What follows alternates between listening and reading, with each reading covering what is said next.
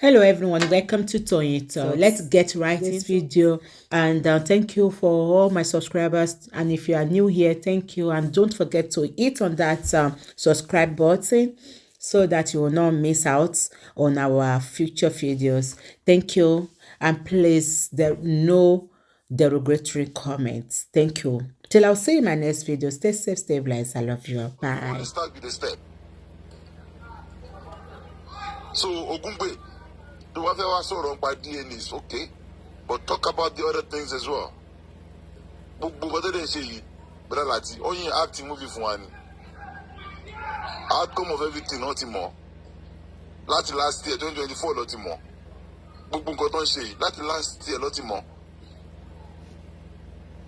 But going to Sakamo, the feet of Jessica.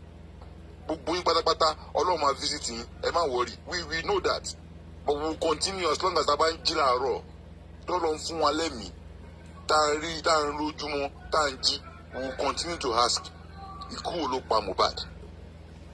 Kilo pa Mohbad. I say that again. I like him mute.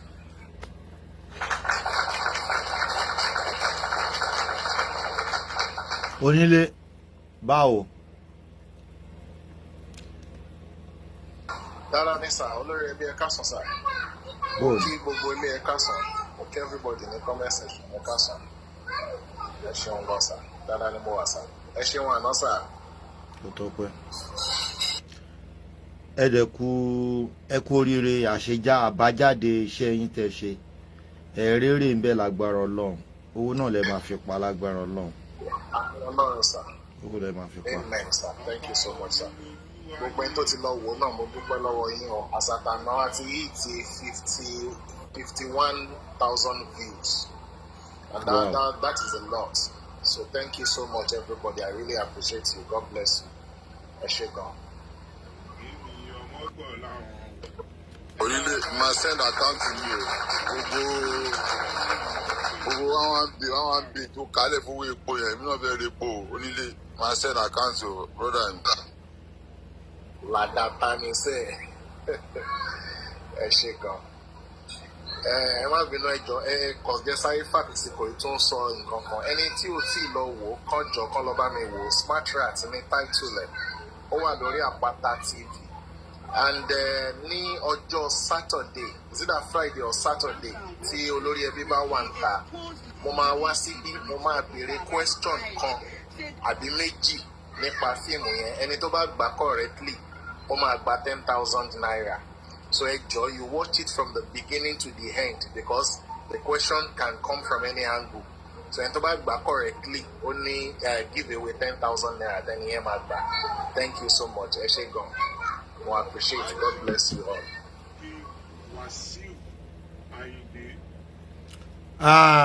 Ìyá ọ̀rọ̀ bọ̀ bó ni. Ẹ jẹ́ máa play nǹkan tí mo play. Somebody would. ọ̀rọ̀ bọ̀ mọ́dà. Lórí ẹsẹ̀ ìdán làgàtà happy Sunday sir. Olórí ẹbí ẹ ṣé o, ẹ pẹ́ fún wa sir. Onílé àjọ ń lọ ń bo bó ṣe ń lọ sí mi o, ẹ mọ̀ pé mi ní PA. Èmi ní PA. Ẹ̀rẹ́wà ni mò ń lọ wo view yẹn. Wàá tún lọ wọ́n tún Ọlọ́run ṣe o. Ọlọ́run ṣe o. Àwọn olórí ẹbí ẹ ṣé gan, God bless you sir. Ẹ ṣé gan. Ikú ò ní payín fún wa báyìí. Ẹ ṣé gan ọmọ olóore. Ẹ ṣé gan sir. Làgàtà idán gangan. Happy Sunday. Ó pọ̀ yìí yàrá sọ̀rọ̀. Mo fẹ́ fi àsìkò yìí dúpẹ́ lọ́wọ́ olórí ẹbí. Ẹ ṣé gan sir. Mo really appreciate yín. Ẹ ṣé gan. Ọlọ́run á máa bá mi dúró tẹ̀yìn náà. Then mo fẹ́ dúpẹ́ lọ́wọ́ executive producer movie yẹn, the person of Moskiberry Mosumola. Ẹ ṣé gan. Mo really appreciate yín. Ṣé wọ́n pé tí yàn bá ní àrà nínú lẹ́ẹ̀mí tí ó bá ní owó láti fi execute ẹ̀, Ọlọ́run má jẹ́ kí àrà kú mọ́yàn nínú. So ẹni tó gbówó lẹ̀ fún mi tí mo fi ya movie yẹn, òun ni executive producer. Torí àti kó àwọn actors jọ bẹ́ẹ̀ yẹn kò easy ara. Gbogbo wọn pátápátá náà gbowó títí dórí equipment, títí dórí hotel ta stay fún sí ní gbogbo bàtà fi ń lọ ya iṣẹ́ yẹn, títí dórí mọ́tò tó ń lọ tó ń bọ̀. So she's the one that sponsored that movie, and that's why she's the executive producer. I really appreciate her so much. God bless her where she is now. Thank you so much, Musty Berry. God bless you. I shake it go. Gbogbo mi tẹ́yìn náà táwọn ọmọ ìsìn náà bá dé wọn ara láàánú.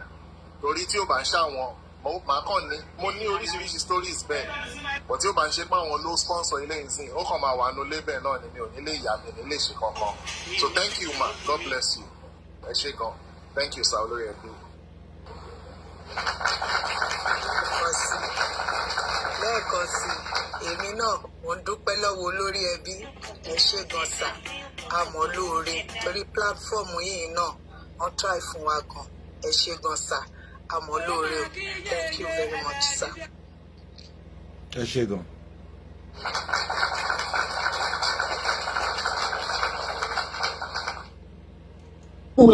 Somebody can now argue that why will Baba Mohbad choose a DNA center? The reason is not far-fetched. There is a checkered history of what Lagos state officials have done during the corona inquest. Now, let me give you the background. Now, this is the fear of my clients. Okay. There is a checkered history where they took Mohbad sample. It took them almost 8 months. After they took the sample, now it was Baba Mohbad, the Aloba that paid for go and do autopsy. They are supposed to do autopsy to ascertain the cause of death. They didn't conduct the test until after Baba Mohbad went to Brekete and make noise about it. This was what is in the public space. Now, when the result eventually came back, it came back as inconclusive. Are you guys seeing it? Okay, where did you even do it? They said MHS in US. Lawyer, ẹ gbàgbé ti MHS. Nígbà tí wọ́n ṣe ti MHS tí ò work out, we did our own. Níbo ni wọ́n ti ṣe yẹn náà? Níbo ni result yẹn wà? Ẹ gbàgbé MHS, Mr. Lawyer. Ẹ gbàgbé MHS, we did our own, don't we? Àbí Lagata. Ṣé àṣẹ títí wá ni?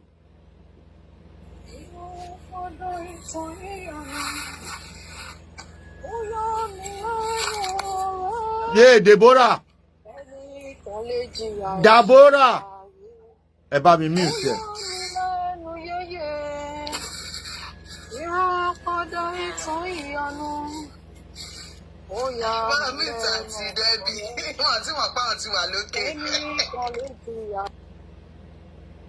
Deborah, èwo lórin tó gbé wọlé?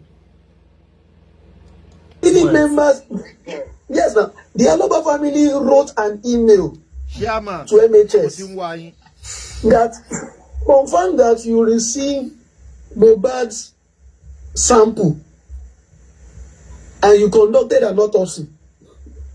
The response they gave, we have the response. They said they don't have such name as Mohbad, the Ilerioluwa Promise Aloba. They didn't receive short sample. That was their response. It's on Punch, it's online. Punch publish it. You see, you guys are not seeing all this from the Mohbad side though. Now that phone when we see them Wunmi post, now you not going to see. This is the truth. You can see them online. Go to Punch. Do you see the? You guys remember that the corona inquest test came out? Everybody know that it was inconclusive after 8 months. Are you seeing who was manipulating who? Please, sorry. The question is what has gone underground? Who did what? These are their fears. These are their Aloba fears that it appears somebody somewhere is pulling a strings. How can you say that you cannot ascertain the cause of death or so?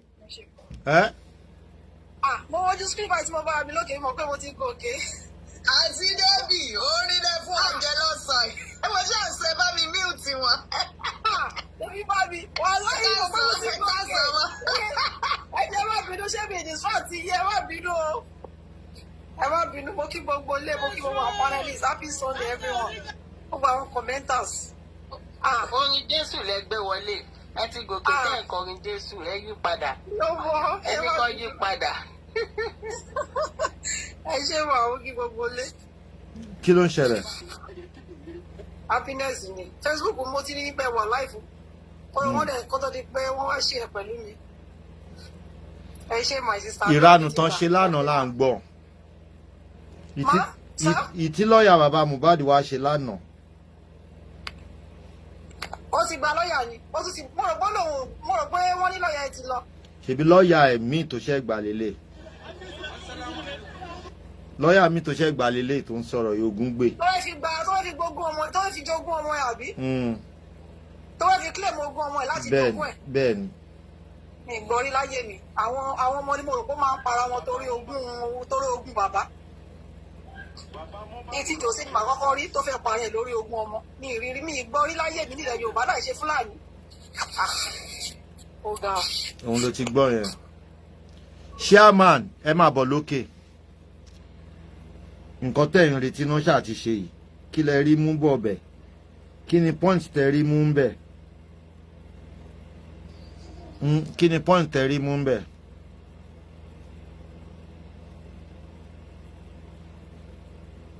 Kí ni point tẹ́ rí mú? Ẹ máa gbọ́ lọ.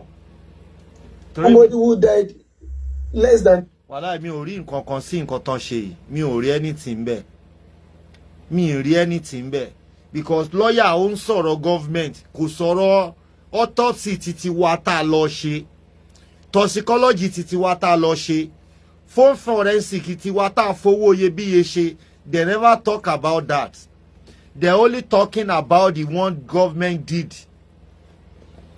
So ìtawà lọ ṣe nǹkan tá a fowó iyebíye tá a fowó GoFundMe ṣe níbo nìyẹn wà? Kí ló yẹ tí wọ́n sọ ń pa yẹn? Because rubbish ni gbogbo ilé ìtọ́ lọ ṣe lánàá yìí.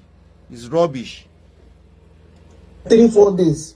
He was buried, they exhumed him. You said because they buried him after 3 days. They exhumed somebody after 10 years. They will still determine the cause of death. In US, in UK. People are now saying you cannot ascertain the cause of death. Imagine. No. These are the fears. Now, what triggered the issue of DNA? Let's be clear. Share my bar mute. Àṣé mi ni moderator gan mọ́ ni.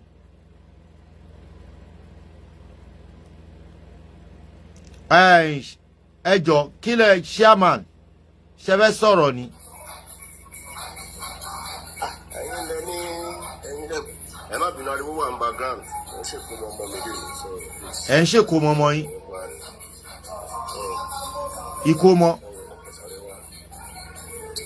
Láti sinẹ́, kí ká máa sọ ti wá náà, another Oyinlọ́lá has landed. Wọ́n ti rògbò ní Naija. Kí ló ń rògbò? Another forensic expert tó tún dé yẹn.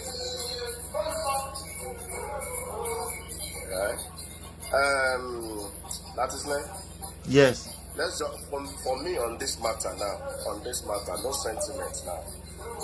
I'm not speaking whether I'm a fan or I'm not a fan. I'm only speaking based on realities at the possible.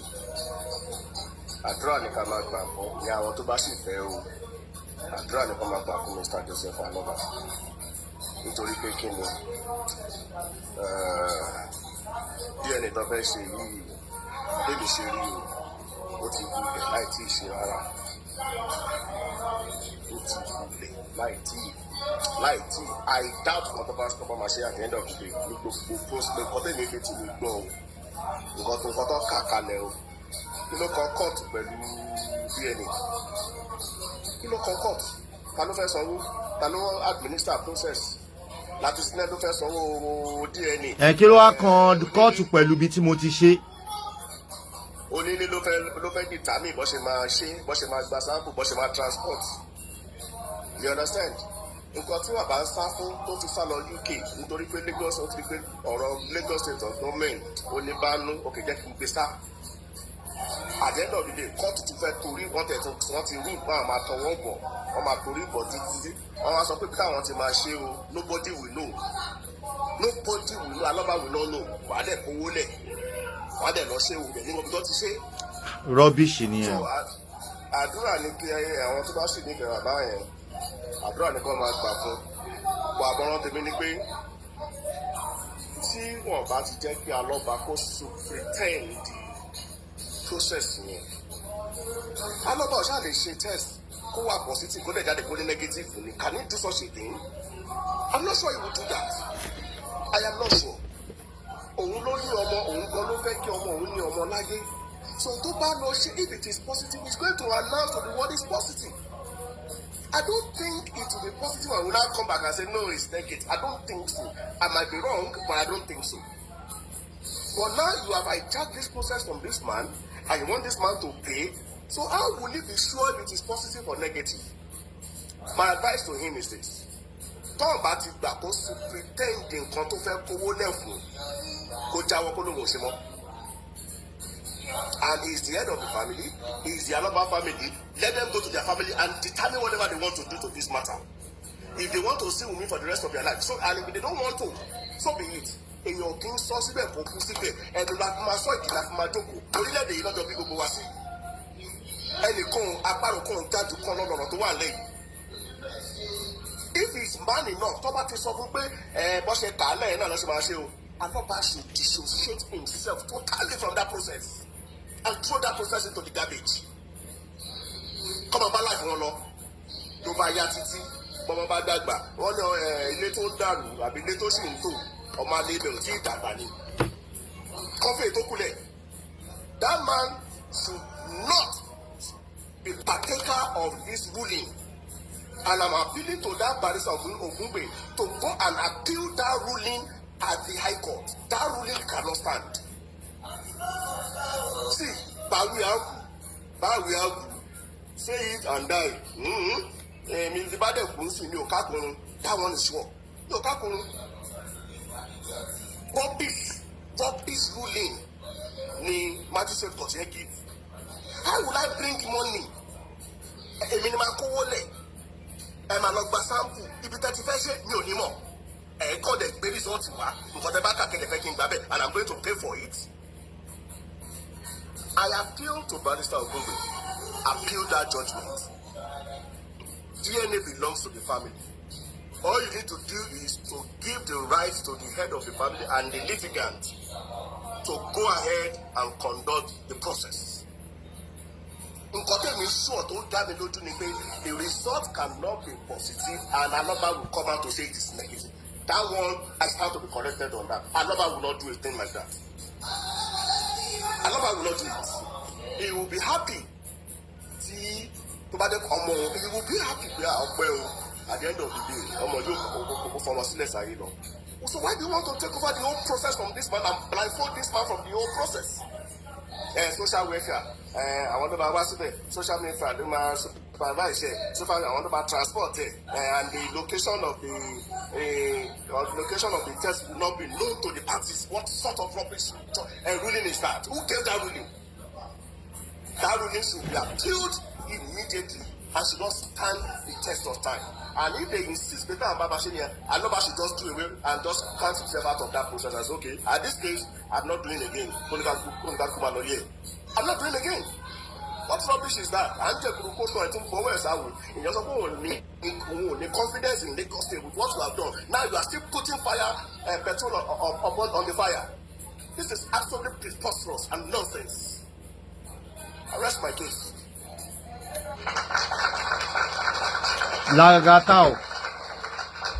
Lagata ṣe bọ́n tiẹ̀ sọ pé ẹ bímọ kan sí Amẹ́ríkà tẹ́lẹ̀tẹ́lẹ̀ tí Jamaica.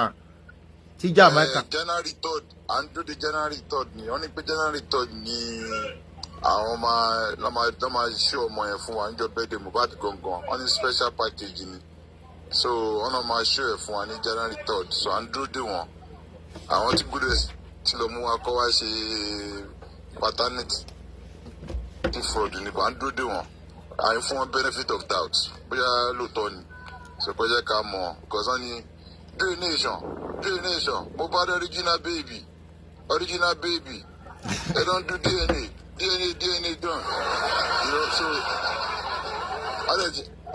àwọn blogger lè jẹ́ ká mọ̀ pé our wife so à ń dúró dè wọ́n So DNA pẹ̀lú tani from womb to womb. Ṣé ẹ̀jẹ̀ tiẹ̀ lọ́lọ́ ni àbí tíṣù tiẹ̀ lọ́lọ́? Oni baba Mohbad lọ́lọ́, oni baba Mohbad wà wẹ̀ ọ̀sọ̀. Òkè wọ́n gba sample baba Mohbad. Ọ̀sọ̀ bẹ́ẹ̀ oni baba Mohbad kó original bí baba Mohbad gangan mọ̀ pé it's Mohbad baby, it's Mohbad baby, it's donation. Original baby, so oni January 3rd. Wunmi, me I told you, Wunmi, original Mohbad baby. So Andrew do. All right. Show me what January 3rd lo. Ami. Ave go me show me Mohbad lo mo láyé. You understand? So that ni pé ọmọ Mohbad wà ńbẹ̀. So Andrew. All right. January 3rd, February 3rd, gbogbo ẹ̀ṣá ń tọ́. Kọ́lọ́n máa ṣe. Ọlọ́run ṣọ́ wa jù gbà ẹ náà lọ. Ọmọ bí. Ó lé ẹ káàárọ̀ o. Ẹ káàárọ̀. Ọjọ́ mẹ́ta o. Ọjọ́ kan pẹ̀lú. Kí ló tá wá ń gba ọ̀rọ̀ DNA yìí tó tó báyìí? Kí ló dé? Ìkòsó ọlọ́gbọ́n nínú káàmpù Jòsé ni. Ṣé bí sáǹpù Mohbad yìí wà ń bẹ̀? Kí Jòsé lọ ṣe tí a ti Mohbad náà? Ṣé bó lóun tẹ̀ ti ṣe rí? Tó bá ti ṣe rí lóòótọ́. Ìyẹn mo fẹ́ béèrè pé kán tó lo bàbá Mohbad, ṣé bàbá Mohbad ti bìlí pé òun lòun bí Mohbad náà? Àfi tí ò bá ń ṣòun ló bí Mohbad ló kù. But he should first go and do his own with Mohbad's body. Tó bá ti ṣe yẹn, tó bá jẹ́ pé òun ló bí Mohbad, kò ní ìdá ti bẹ̀rù náà. Kọ́ lọ gbé result wọn tó bá fẹ́ gbé wá. He will now have a reason to even sue Wunmi seriously and sue Lagos State if they bring a wrong result. If he's sure he is the father to Mohbad. So mi rò pé ó ní ìdí ká máa gba ilé ibi gba ọtí. Ó yẹ káwọn tó wà lọ́dọ̀ ẹ̀ tó bá lọ́gbọ́n nǹkan tó yẹ kán ṣe nìyẹn. Wọ́n ní tọ́mọ bá gbọ́gbọ́ kúkú, àwọn òbí ẹ̀ máa gbọ́gbọ́ sísìn. It's very simple. Ọmọ bíi fẹ́ǹtì nǹkan tó ń dùn mí jù láwọn káàmpù bàbá yìí. Èyí tó máa ń dùn mí jù, wọ́n á ti jẹ́ kíkan bàjẹ́ tán. Eléyìí tó yẹ kó fi sùn, eléyìí kan ní kó gbé mu, òun lọ́ fi wẹ̀. Kí ló ń wò ń sìn? Àtìgbà tí wọ́n bá polúṣùmù tán, wọ́n ṣáà máa ké ẹgbàmí ìbò sí o. Ìbò sí o lọ́sẹ̀ máa ké kiri at the 9 minutes. Àná ni mo ṣe lísìn sí pọ̀pọ̀ yẹn tí mo gbọ́ jọ́dún ẹ̀sẹ̀ mọ́ ọ̀gbìn. Kí ni mò ń gbọ́ yìí? Ṣé tí mi kì í? Is this guy okay? Is this man okay? By now I expect that kí n ti gbọ́ pé àwọn ti file appeal to that ruling. You can appeal a ruling. Not only judge, you can appeal a ruling. So you are not satisfied with that ruling. They don't even need any appeal. Josie should go and do his own with Mohbad's body first. To confirm pé ṣé mi ni mo ni Mohbad. Tó bá ti jẹ́ truth ló ni Mohbad. Kó jẹ́ kó lọ ṣe nǹkan tó bá fẹ́ now. Then he will now compare the result with the one he did with Mohbad. It's simple. Kí ni yóò le tó yìí? Àwọn tó ń fẹ́ kàn ṣe tẹ́lẹ̀. Tó bá appeal, wọ́n kàn dá gbogbo ẹ̀rú ni. All he needs to do is do his own with Mohbad. Tó bá yẹ pé òun ló wá bí Mohbad. Then I will compare results tó fẹ́ gbé wá fóun. It's simple now. Kí ló le tó yẹn? Onílé ọlọ́run lẹ́bí kan burúkú ṣẹlẹ̀. Can anybody máa bá ẹ̀ dánrù gbogbo parapara? Can anybody bá ẹ̀ dánrù? Can anybody bá ẹ̀ dánrù? Ẹja ṣe kíní one by one ẹjọ. What sort of nonsense is this? Okay, sir. Ọlọ́run ní yóò ṣẹlẹ̀ sí mi débi kọ́tì ẹ̀fẹ̀ bá mi dán o. Sórí ẹni tí bá tó kọ́ ládùn fún ọtí látòrí dúró, àwọn ẹbí tó kò ní dúró wò tán, ká ló ń bà fà láti bo síbo. Ọ̀dẹ̀ sọ láti bẹ̀rẹ̀ ń gbọ̀nà kọ́ọ̀tù lọ, èmi ò ní báyìí gbọ̀nà kọ́ọ̀tù abẹ́yẹ rù. Máa di àwọn bàtálíọ̀n mi síta ni pé ẹni báyìí ò fẹ́ rí ládùúgbò ìlú kò wọ́n bí ilé kó kọjá. All right. Àánú àlọ́ bá ṣe mí o. Ẹjọ ṣé a máa jẹ́ kí woman yìí submit submission wọn tán. Mr. Lati, èmi máa ti drop submission mi. Màá lọ wá lọ́ọ̀yà yẹn bí aká aya lọ́gbọ́n máa lọ DMA. Ariwo lẹ́kọ̀ọ́ ń pa, ariwo òṣì lẹ́kọ̀ọ́ ń pa. Just think outside the box. It's simple. Think outside the box. Ní tóun bá ṣe pẹ̀lú Mohbad, ó get ready or ó lọ ṣe mí báyìí pẹ̀lú Mohbad. Then kọ́ wá gbé result fake wọn dé. Tó bá ti gbé fake wọn dé, he will now be able to sue Lagos State and let everybody know the shoulder role to Lagos State to play. Adé lè sue Wunmi àti even hospital tó ti ṣe. Ewa ni gbogbo pàlàpàlà kápọ̀ ń ṣe rádaràda ààrẹ tó lọ́gbọ́n nù wọn. Ẹ wo, ẹ má ṣe tí ń lọ jàre ẹ ṣe. Verity. Good morning, good afternoon, everybody. Really important, you know, but I like to be unbiased. Actually, Baba Mohbad doesn't have rights. Let's put it that way. I know where I'm going to. Requesting for DNA from Liam, and this is the reason. The only person that has the legal right is the father, the biological father, whether it's Mohbad or Entoba. But the only reason, see Baba Mohbad don't feel the reason to question for the paternity, not because we are even going to telling the judge, okay, I'm suspecting for infidelity, it's not even a reasonable excuse. Take out if you grant access for that. The only reason if it back DNA story Baba Mohbad is when there is estate issue, inheritance, or custody, whatever.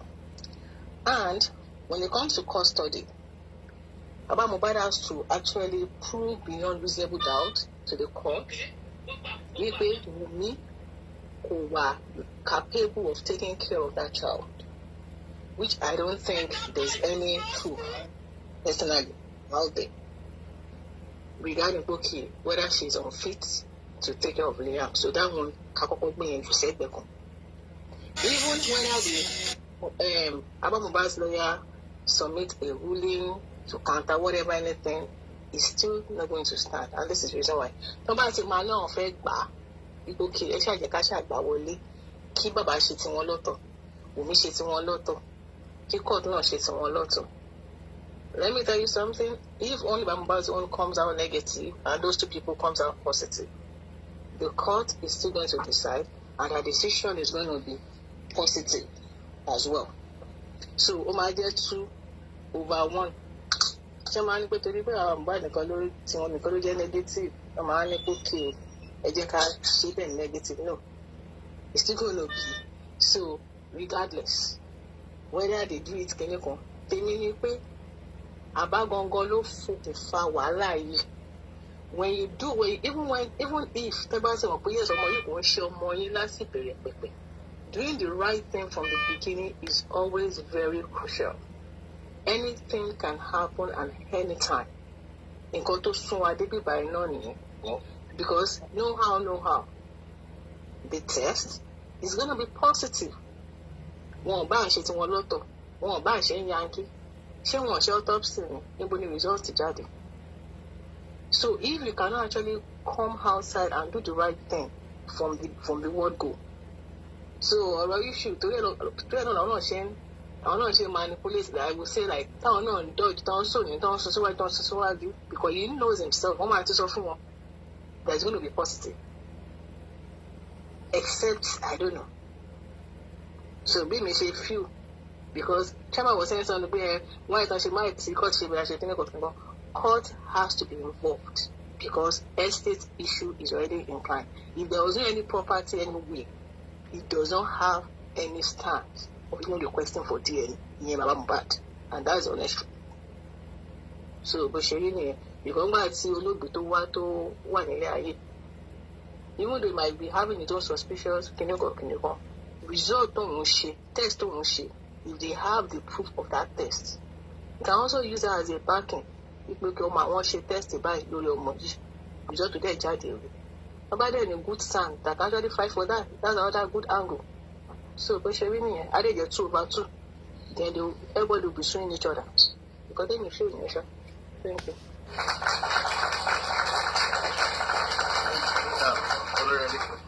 I don't know if every question color of Verity. Looking at what Mohbad told his dad while he was still alive, we pay Wunmi on ṣeṣekúṣe pé òun ká pẹ̀lú èèyàn kan lórí bed. Going by what Mohbad told Prime Boy, tí Prime Boy dẹ̀ sọ fún bàbá wípé reason tó fa ìjà tí Wunmi àti Mohbad tó ń jà ni wípé nípa paternity ọmọ yẹn wípé òun kọ́ ló ń lọ ọmọ àbí nǹkan kan. at least tí èèyàn bá ti kú tá a bá rí ẹlẹ́rìí tó ń sọ̀rọ̀ pé nǹkan báyìí ló ṣẹlẹ̀, don't you think wípé bàbá Mohbad ò tí ní enough reason náà, ṣé bàbá Mohbad ò tí ní enough reason náà láti béèrè fún paternity yẹn wípé ókè o fún mi láti gba ọmọ yìí wọlé gẹ́gẹ́ bí ìkan nínú àwọn ọmọ wa, fún mi láti gba ọmọ yìí wọlé wípé yes ó ní entitlement sí property gbogbo nǹkan tí ọmọ mi ṣe sílẹ̀, ó ní láti béèrè fún DNA ọmọ yìí. Don't you think he has the right looking at those points, man? My question.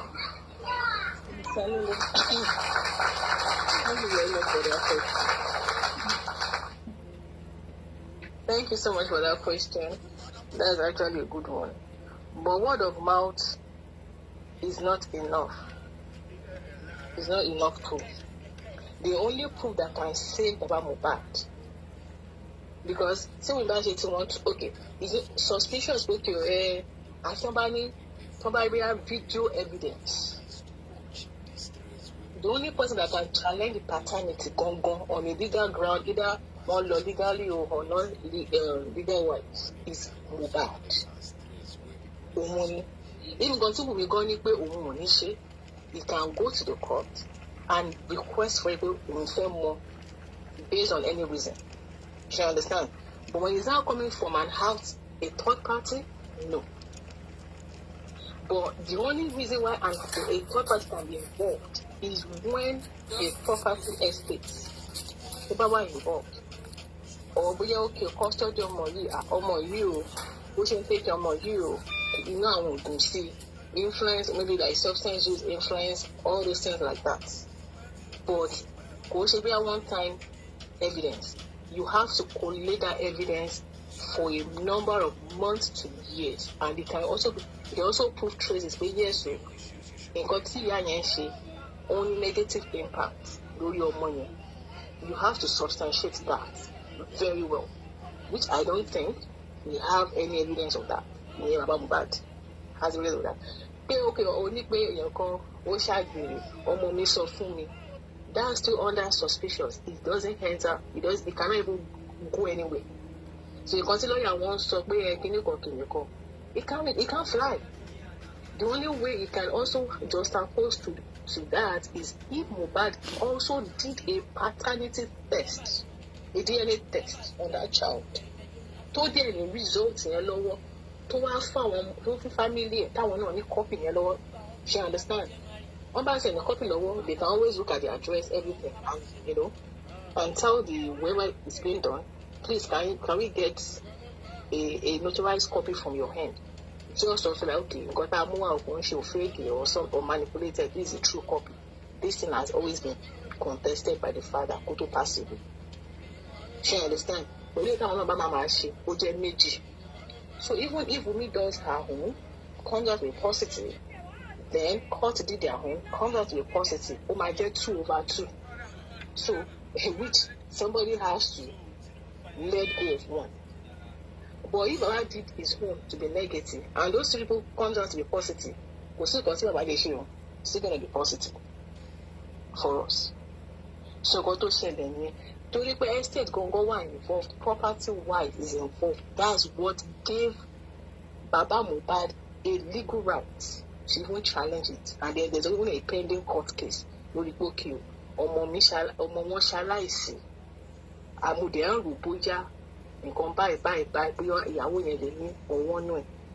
Ẹ̀kọ́ tó lè fún wọn ní good ground òun ni tó bá ṣe autopsy ọmọ yẹn and wọ́n dẹ̀ ní all that evidence surrounding okay ó dà pé ìyàwó yìí ó ní ọwọ́ nínú ikú ọmọ wọn.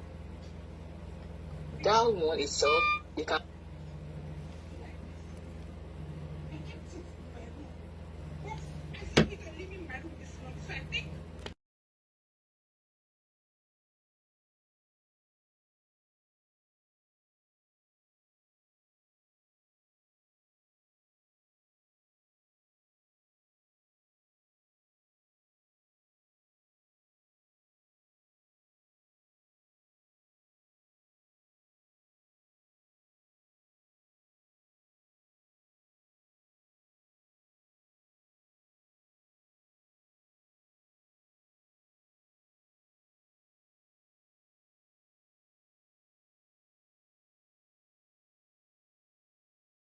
to confirm bóyá ọmọ wa ni could also be of help tí wọ́n fẹ́ render fún Wunmi tó bá yẹ pé lóòótọ́ ọmọ yẹn ni, because Wunmi, according to what Baba said and the family of Aloba, Wunmi has never been legally married into that family. So you are not legally married into that family. Are you sure she has right to claim what belongs to their son in this kind of a situation, man? Thank you, man. See, whether she's legally married or not, it's not a stance. Okay. All right, even if she's legally married, there's no way on ground done by the deceased. Okay. So in the absence of will, so let's say she was legally married and she went through the court and she's legally married. In the absence of will on ground. Ebi mo ń bọ̀ jọ̀tọ̀ fẹ́rítì ìjọba ṣékẹ́ lè dẹ́rọ ẹni lóhun ẹjọ́. So she's legally or not. So it still doesn't make any differences based on this. All right.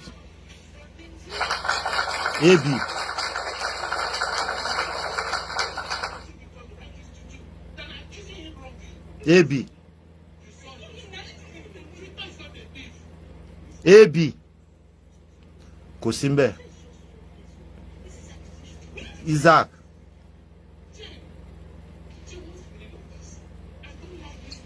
Wàhálà tí ẹ káàsán. Yeah, báwo.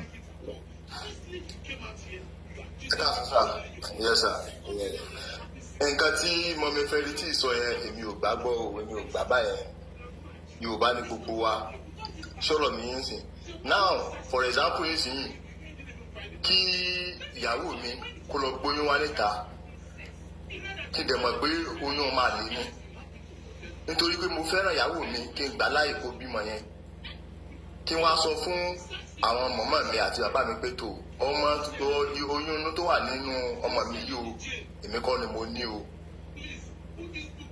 Nítorí pé mo nífẹ̀ẹ́ ìyàwó mi. Sọ̀rọ̀ mi pẹ̀sìn kó wà ní láàrin gbogbo wọn báyẹn. Sọ̀rọ̀ mi kó wá di pé gbèrègbè ọ̀tá mi wá kú. Nígbà tó ọ̀tá mi wá kú, nǹkan ogún mi, àwọn fámìlì tèmi wá yarí pé tó lágbájá o, ọmọ yìí o, ọmọ àlè ni kì í sọmọ wa o, kò ní pín sí nǹkan ogún mi. Àdúgbò yìí máa ń sìn pé kò ní pín sí nǹkan ogún mi, àwọn tó jẹ́ ọmọ ti tèmi gangan, àwọn ní pín sí nǹkan ogún mi, kí àwọn èèyàn wá yarí. So possible wá yẹn. N ò lè ẹ́ bá gbà, fámìlì mi ò lè ẹ́ bá gbà láíláí, because ọmọ ìgbọ́n ọmọ yìí o, ọmọ àlè ni. Sọ̀rọ̀ mi sì kì í ṣọmọ mi, kì í ṣọmọ bíbí inú mi, bọ̀ nítorí pé mo nífẹ̀ẹ́ ìyàwó mi, mo gbà tọ́, so kò ní ẹ̀tọ́ tí mi ò kọ wíì sílẹ̀ kó di pé mo kú. Tó bá wọn bá kọ wíì sílẹ̀ ni pé tó nǹkan báyìí ẹ̀fọn lágbàjá, bọ̀ tí mi ò bá fi lè kọ́, sọ̀rọ̀ mi ẹ̀sìn kò ní anything, nǹkan tó bá jẹ́ bó bá kan mọ̀mọ́ rẹ̀ òun náà ló kàn. Sọ̀rọ̀ mi rẹ̀ sí nǹkan tó bá ti lè kan mọ́mì rẹ̀ òun ló kàn, because kì í ṣọmọ bíbí inú mi. Kò lẹ́tọ̀ọ́ sí anything tí àwọn ọmọ tèmi ó bá ti kíni tó ń bá pín. So nǹkan tí wọ́n sọ yẹn èmi ò gbá wọlé o. Wọ́n àti bàbá ti fi lè mọ̀ tí ọmọ gangan fún ààrẹ ti sọ fún bàbá pé nǹkan báyìí ló ṣẹlẹ̀. Bàbá ní láti challenge ẹ̀ tó bá proof tó bá mọ̀ pé yes òun ló ṣe kíni ọmọ rẹ̀ ni, kò ní ìdí pé à ń lọ sí court. Bàbá ní láti challenge ẹ̀, ṣé máa wá rí nǹkan pé òkè nǹkan báyìí ọmọ mi sọ nǹkan báyìí fún mi tí mo dẹ̀ mọ̀ pé lóòótọ́ ọmọ mi sọ nǹkan báyìí fún mi, àwọn weaknesses rẹ̀ wà, mi ò wá ní challenge ẹ̀ rárá o. In fact wọn ò tẹ́ lé bá yíbò dán wò, gbogbo ẹ̀ tá à ń ṣe gbogbo ẹ̀ tí yóò bá ń ṣe yíbà ní sè, wọn ò lé ẹ bàbá yíbò dán wò láíláí. Ọmọ yóò ti jẹyàn rẹ̀ níṣu, wọn ò tẹ̀ ní gbé lọ sí kóòtù kankan, ọmọ yẹn yóò ti ṣe kíni, yóò ti jẹyàn rẹ̀ níṣu. Sọ àwa Yorùbá là máa fi gbogbo nǹkan falẹ̀. Tó bá yẹ pé yíbò ni wà láwọn òbí wọn dáa, anything tí tó bá jẹ́ títọ́ ọmọ wọn tó bá wà ní position ọmọbìnrin yẹn, wọ́n ti gba gbogbo ẹ̀ padà lọ́rẹ̀, wọ́n ti already gbà, wọ́n á máa fà á. tó gbélé tí àbá Mohbad ṣe yìí tí wọ́n ṣe rìndìrìndì tó ẹgbẹ́ ibo ni wọn ò bí wọn dá ibo ní fámìlì tèmi gan kò tiẹ̀ lé bá mi náà wò. So that is all this. All right.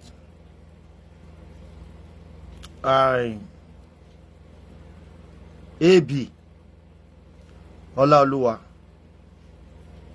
Yeah, ẹ káàsán. Ẹ káàsán. Láti ẹ kújọ́ mẹ́ta.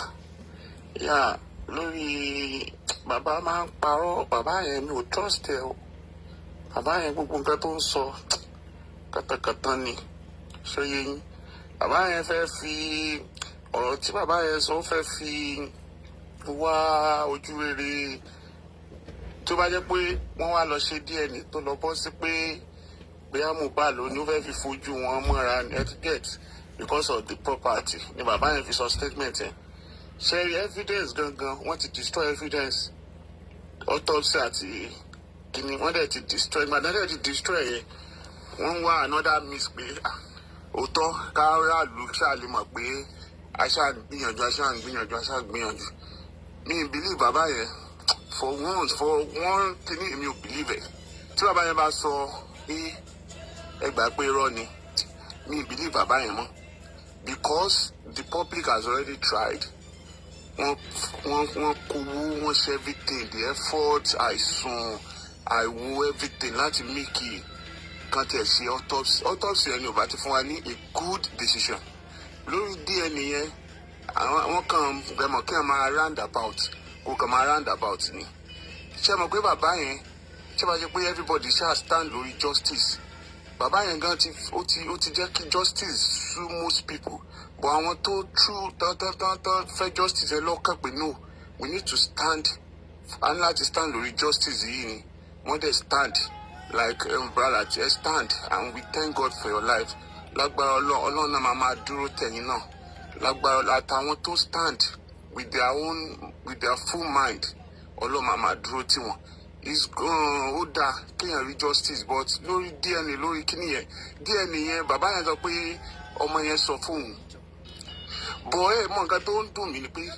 bàbá sọ pé ọmọ yẹn sọ fún yín ṣebí nígbà tí wọ́n raise DNA lẹ́tú tó ń sọ pé ọmọ yẹn sọ fún yín but ìgbà tó ọmọ yẹn sọ fún yín pé DNA ni tó sọ everything kí bọ́ọ̀dì bọ̀bọ̀ yẹn tó wà kó tó ṣe everything ṣe bí ó yẹ kẹ́ ẹ ṣe pọ̀ mọ́ autopsy everything ni kí result ẹ̀ dẹ̀ jáde at the right time kí wọ́n dẹ̀ lọ sí court everything ṣe but torí pé autopsy ti wrong you know emphasize on DNA go kan wá is your family matter ọmọ ò bá bí ọmọ àlè kò bá ṣe ni this is the family matter nǹkan tó kàn wá ni pé autopsy kó dẹ̀ show result pé kí ló ṣẹlẹ̀ sọmọ yìí o kí ló ṣẹlẹ̀ sọmọ yìí o tí ẹ bá fún wa ní good result we not even talk about DNA is your family matter kò kan aráàlú pé ọmọ yẹn ó bí ó ṣe anything because ọmọ yẹn nígbà tó bí tí Mohbad bí ọmọ yẹn wọ́n ṣe aṣáàrí fídíò tẹ́ pọ́ ń bọ́ ọmọ yẹn jó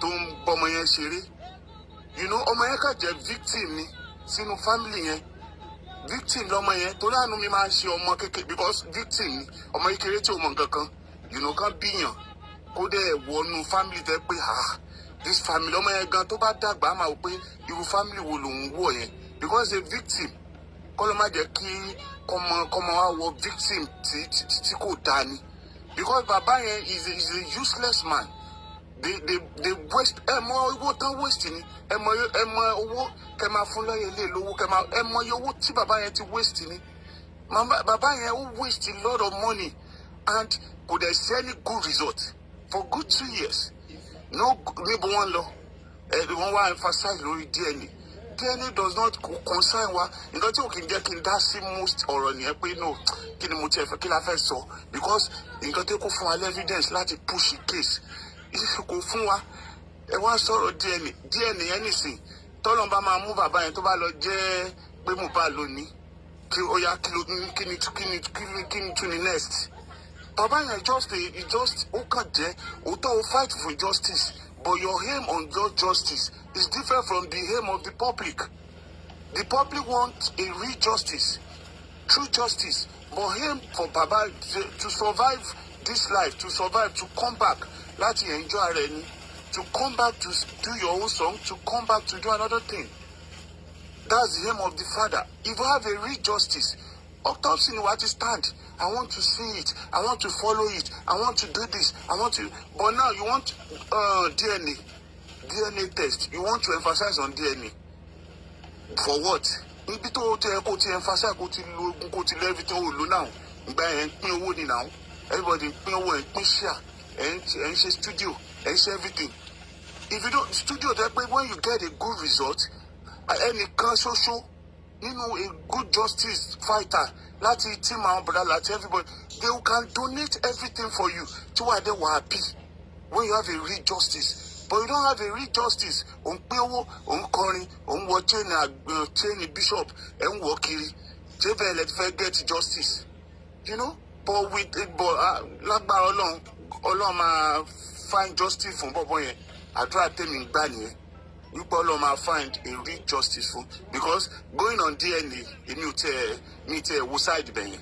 But real justice tèmi wò ni pé the autopsy and everything ó ní kíní lórí DNA yẹn anything can happen.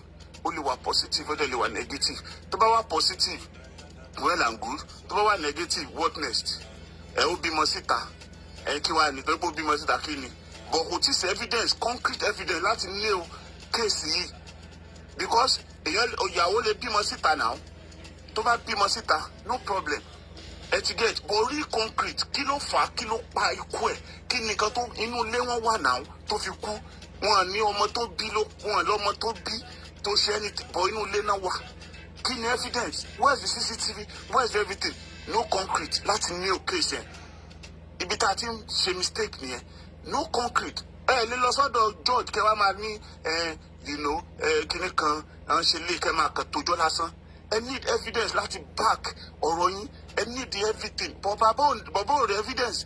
Autopsy wọn rí nǹkan kan. Kíní kan wọn rí nǹkan kan. Gbogbo nǹkan tó yẹ kí bàbá ṣe wọn rí nǹkan kan. Lórí DNA tó bá wá sọ pé DNA yẹn is positive or kò ṣe anything. Kí ni wọ́n wá fẹ́ ṣe? Wọ́n á lọ court. Wọ́n wá ní àlè ló ṣe. Ó yàbò làlè ṣe pa. Ṣé George daft ni? George ò daft now. Àwọn kankan mi wà dé pé when you tó bá produce tó bá ṣe evidence làwọn èèyàn need. Wọ́n need àlè kan ní kíní kan. Kí àlè yẹn ní ṣé ó wà nulẹ̀ ni? Ṣó wá everything ni? Ṣó wá gbogbo ẹ̀ ni? But ṣé mọ̀ gbogbo ọ̀rọ̀ yẹn ó lọ. I swear bàbá dẹ̀ ti fuck up láti ilẹ̀. Wọ́n ti bà case ẹ̀ jẹ́. Only God can survive this case. Only God ló lè sọ pé bọ̀bọ̀ ẹ̀ máa rí just only God lèèyàn support pé ní ẹ̀sìn, because the DNA or no DNA, the positive or no negative can't lead to joy if you don't have a good evidence. Ẹ ṣé gan. Thank you.